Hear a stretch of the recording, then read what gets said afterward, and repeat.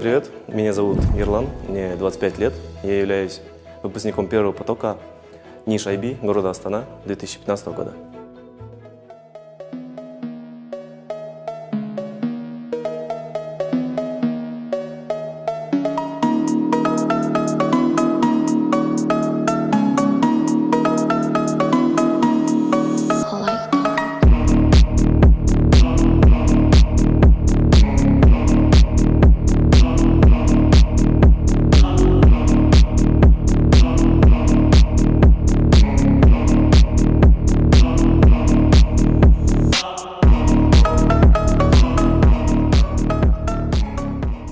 После окончания учебы я поступил в Великобританию, в Лондонский университет Брунеля на специальность международный бизнес.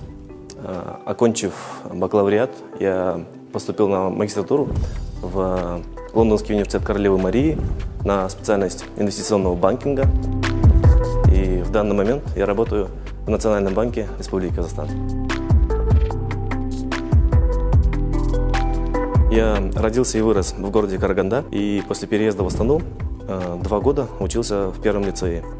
Это был 2009 год, когда я впервые узнал о том, что открывается такая школа. Честно сказать, в первое время у меня не вызывало особого интереса поступление в эту школу, однако большое влияние на меня оказали мои друзья, которые уже учились в НИШ на тот момент. Они мне рассказывали про все преимущества данной школы, про различия в учебном процессе, в том, как преподаватели преподносят материал, про наличие у них оборудования и спортивных площадок. Все это не могло не оказать на меня влияния и сподвигло меня поступать именно в НИШ. Я поступил в 7 А-класс, и особенностью нашего класса было то, что при том, что мы хорошо учились, мы были очень шумными, и у нас были проблемы с поведением. И даже был год, когда мы поменяли 4 классных руководителей, и для них это было серьезным испытанием быть нашим руководителем. Из интересных историй и таких довольно смешных могу вспомнить, вот как мы сейчас находимся в библиотеке, на учебные ноутбуки один мой одноклассник скачал игру Counter-Strike, и все думали, что мы на переменах здесь занимаемся усиленно. Оказалось, что мы играем Counter-Strike. Также у нас были очень частые поездки за рубеж. Мне повезло съездить в Сингапур и в Англию на летнюю школу. Было очень интересно посмотреть, как учатся студенты IB в других странах, какие у них условия обучения. И мы были очень сильно удивлены тем, что уровень оборудования нашей школы, он порой даже превосходит оборудование в этих английских или сингапурских школах. Но больше, наверное, были удивлены они, потому что они думали, что к ним едут студенты из непонятной Центральной Азии. И представьте их удивление, когда они видели что измерительными приборами, инженерными калькуляторами мы пользуемся даже лучше, чем они.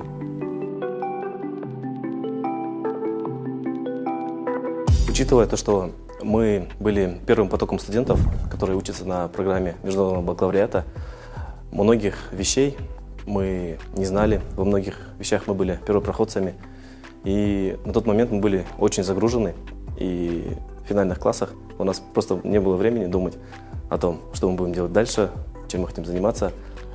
Мы просто машинально учились. При выборе специальности я хотел выбрать специальность, которая даст мне множество разных навыков, которые можно применять в разных отраслях, а не только в одной конкретной.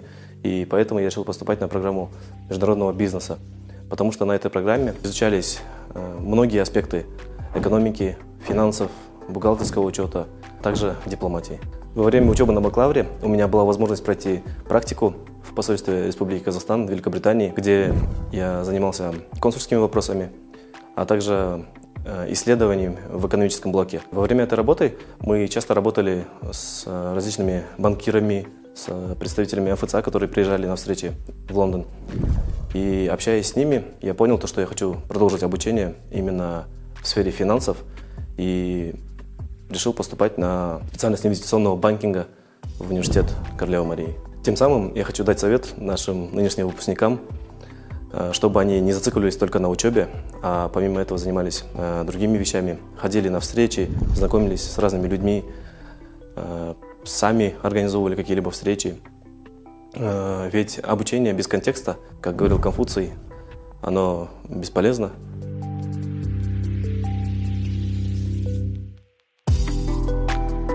Также одним из больших особенностей программы обучения является наличие большого блока идеологии в данной школе. Целью данной школы являлось не только выпускать умных, качественных учеников, а также заниматься их воспитанием. Такие понятия, как академическая честность, меритократия, служение обществу, они закладывались у нас со дня основания данной школы. И во многом данные навыки, данные понятия помогли нам во время учебы в университете. Как вы знаете, первый курс во многих западных вузах отводится для того, чтобы выравнивать знания всех учеников, которые приехали из разных стран. И лично мне, можно сказать, было легко учиться на первом курсе, потому что такие понятия, как написание академических статей, research skills, очень сильно мне помогали, потому что мы изучали все это в школе. Также у нас была очень сильная математика по сравнению с представителями других стран, что также не могло не оказать позитивного влияния.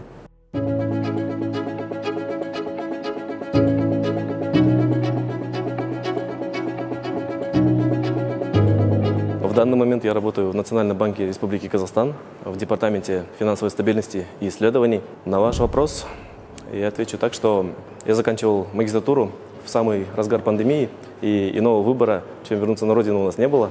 Однако всем выпускникам западных вузов я советую остаться по возможности, поработать там год или два, ведь такой сотрудник с опытом работы в западной компании будет намного более ценным для Казахстана, нежели вчерашний выпускник.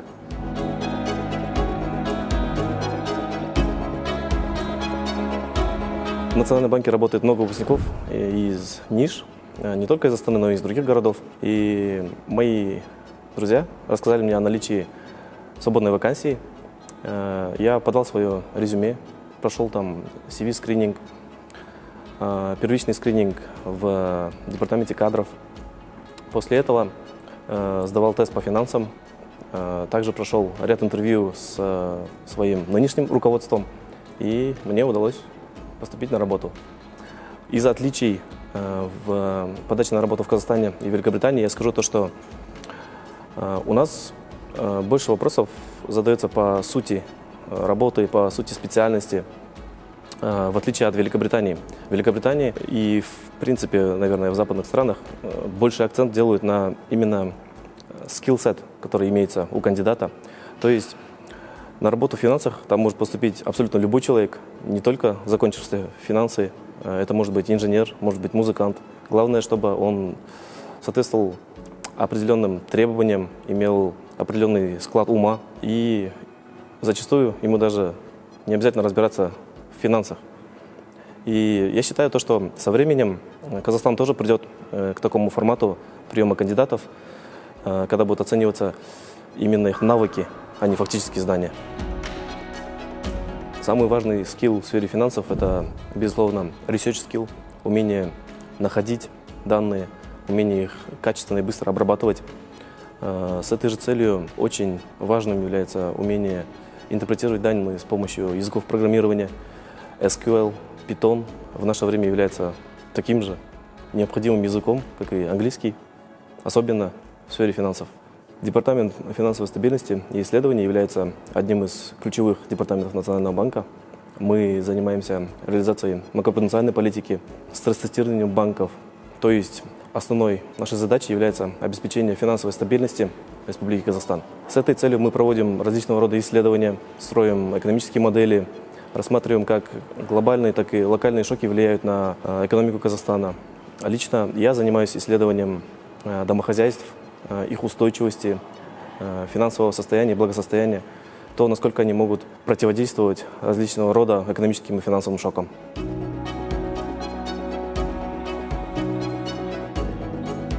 Если смотреть на этот вопрос с точки зрения работы в органе-регуляторе, то особых отличий, я думаю, нету. Многие применяемые методы у нас соответствуют, довольно похожи. Мы обмениваемся опытом и в такие моменты понимаем то, что мы адаптируем некоторые инструменты под реалии локального рынка, но в целом особо сильных отличий я не вижу. Однако, если посмотреть с точки зрения инвестиционных финансов, то различия довольно кардинальные, потому что в Казахстане, к сожалению, не настолько сильно развит именно рынок инвестиционных финансов, как в западных странах. У нас есть к чему стремиться, куда расти.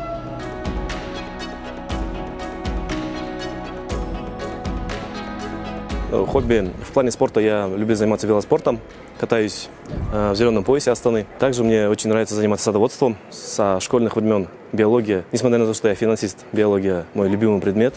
И сейчас это проявляется в форме того, что я люблю сажать различные растения, заниматься их скрещиванием, небольшими экспериментами. Биология, нетворкинг, дисциплина. IELTS обязательно брать. По моему любимому предмету Жупорозбайна по биологии.